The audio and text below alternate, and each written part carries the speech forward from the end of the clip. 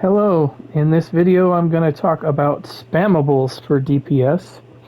For a lot of people that joined the Elder Scrolls Online within the last couple of years when Arcanists have been so prominent, the traditional spammable has not been really part of the game as much because the Arcanist beam has been such an overpowering element to DPS. However, with subclassing, there are some builds coming out now that are utilizing spammables in the build like the traditional ways of old. And so I'm going to talk about spammables and show you how they are used, and I'm going to cover as many of them as I can in the game.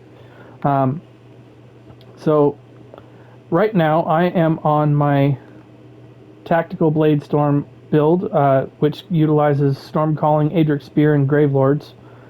So I'm only going to be able to get a spammable from the Aedric Spear line because, well, the Gravelords has one as well. I'll do that, but Stormcalling does not have a spammable in it. It only has an execute. So I'll only be able to do spammables from these two lines, but I will show you the other ones that are in the game. So let's get into it. Spammable essentially is the spell that you want to cast once you get all your damage over time and long running spells activated, and this is what you use in between light attacks while your other spells are running so that you can do damage. So I'm going to use this 6 million dummy here because he doesn't die as quickly as the precursor here. So what I'm going to do is I'm going to pre-buff like this, and then I'm going to walk up and add on my dots. And once I have those, now I've got everything running. As you can see, I'm going to light attack and hit my spammable in between. And when something runs out, I'll cast it, reapply what I need to here on my back bar, and then I start going back to my spammable. And whenever I need to reapply something, I stop using my spammable, and I just reapply what I need to reapply.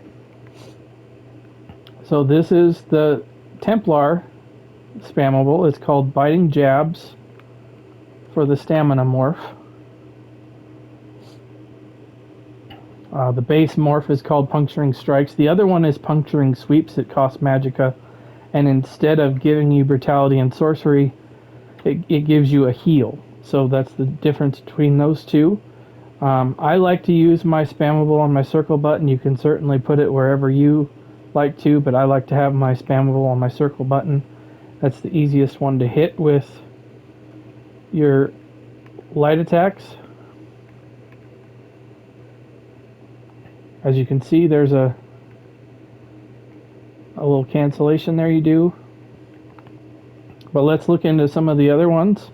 For Gravelords, it's the Venomous Skull or the Flame Skull if you use the magicka version. So you would then just light attack, throw the skull, light attack, throw the skull, light attack, throw the skull. That is once you have all your dots up and running. Now you do this from the start of the fight until you get to execute, which that does vary. It can be anywhere from 35% all the way down to 20%. Once you get into that range, then you implement and execute. And I'll do a different video on that, but how to identify what an execute is virtually any skill that does increased damage once the enemy's health gets to a certain barrier point. So let's look at some other spammables here. If you have a dual wield and you don't really have a spammable on your build, this is going to be a good one for single targets. Very common on a sorcerer build is you can hit the rapid strikes with the light attacks. Now, if you're wearing Velothi, the light attacks are not as needed because they don't do damage as much, obviously, but what light attacks do is they keep your ultimate regeneration going. And so it is important to at least light attack once every 9 seconds or so. The other thing that light attacks will do is they can proc your weapon glyphs. So there's that spammable. If you have a front bar destruction staff, then you could use crushing shock as a spammable. Although that kind of does pigeonhole you into having to run a destruction staff on your front bar. And you definitely want to be a magicka build for that, because your spammable does need to match your resource. That is the highest resource on your build. Otherwise, you are going to have trouble sustaining it. You can mix in other skills on your build that cost, like for example, this has a lot of magicka skills on it for damage over time. And what I do to compensate for that is I just run a food that gives me magicka recovery instead of stamina recovery. And then my big bar is where it matches my spammable. Also, you want to match your execute to the same type, because this actually just becomes your spammable when the enemies are almost dead. So going on, soul magic, you could try and use a spammable on the Wield soul. However, I'm not positive how well that will work. I've not really tested that to see if there's a good combination. I don't think there is really. There's a good stamina one here from the Fighters Guild. This is the opposite morph of Silver Leash. You just hit this and then it's basically a crossbow. And the nice thing about that is if you hit it on a group like that, it can hit more than one enemy. And that actually does say that in the tooltip. It hits nearby enemies as well. The Mages Guild doesn't really have a spammable. The Psijic Order, if you've got this leveled on your character, this elemental weapon, now that they have buffed status effects, this elemental weapon can be extremely effective, because what it does is it puts elemental on your blades, and then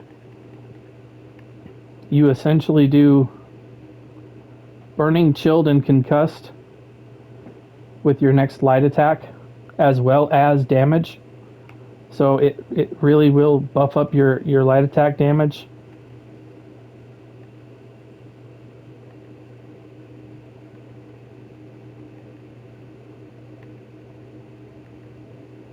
And you can get some nice damage from that if you use that as a spammable. Again, this would probably be on a magicka build. This would be really good to pair with Ardent Flame as well as the Herald of the Tome, because those are both going to be skill lines that are buffed with this, because Ardent Flame buffs burning, and the Arcanist Herald of the Tome ability also buffs the status effects by 25%. I believe it is. It might be 15. I can't. 20% maybe. I think it's 20. But that's about it for spammables. Let me go into the subclasses here, and I can look at that passive down here. The the Psychic Legion, it's 15% when you get this filled in all the way. So that'll buff 15%. And then Ardent Flame, if you're using it, the combustion passive will increase your burning damage by 30%. So that would be this would be a really, really good spammable on a magicka build with the Herald of the Tome and Ardent Flame, because of the status effects that you're going to be buffing with that, and that's a guaranteed application of those.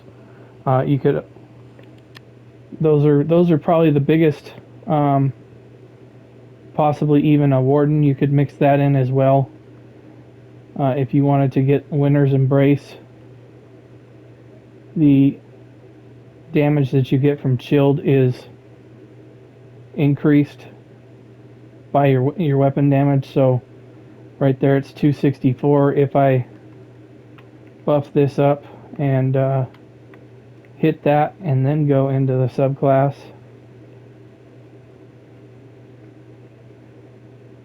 and get down into this, now it's 342 with everything up.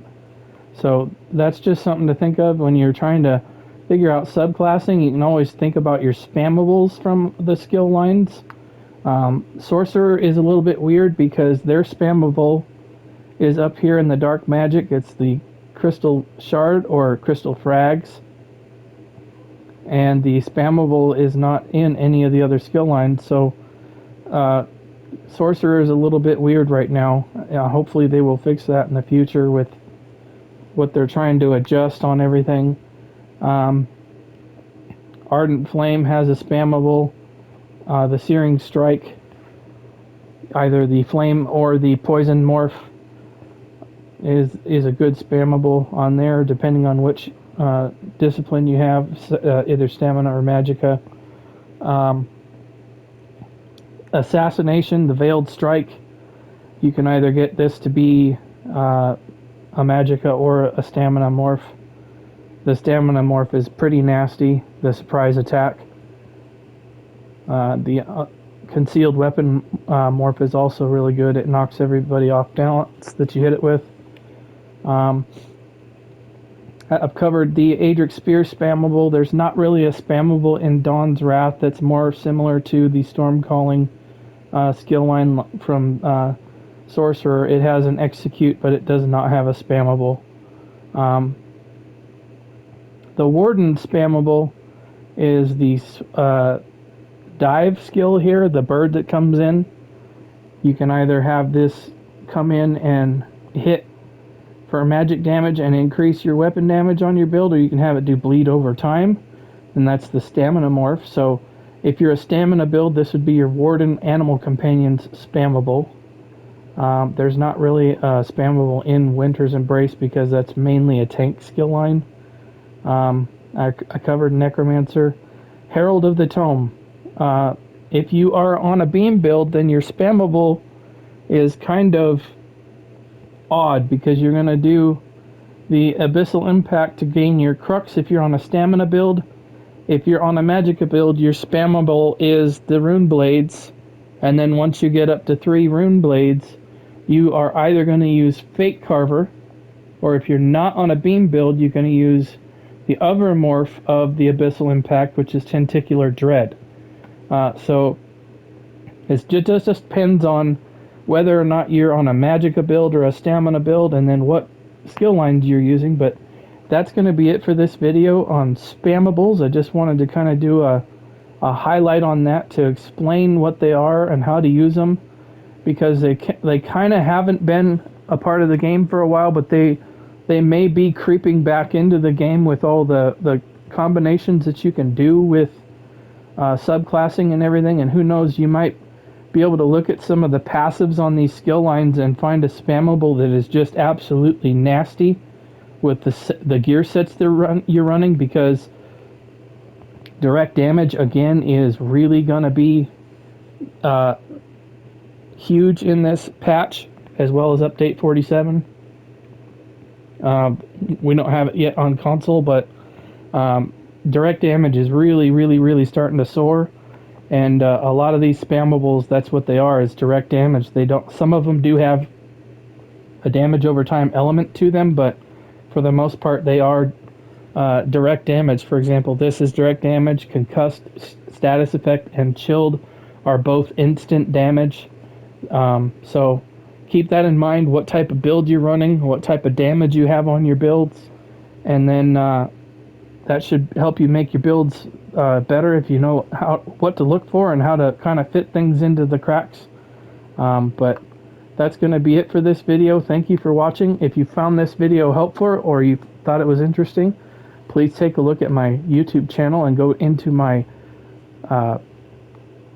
my created playlists. I have everything separated there, and you should be able to find something of interest there. If you thought this was a good video, thanks for watching again, and I'll see you in another video. Bye.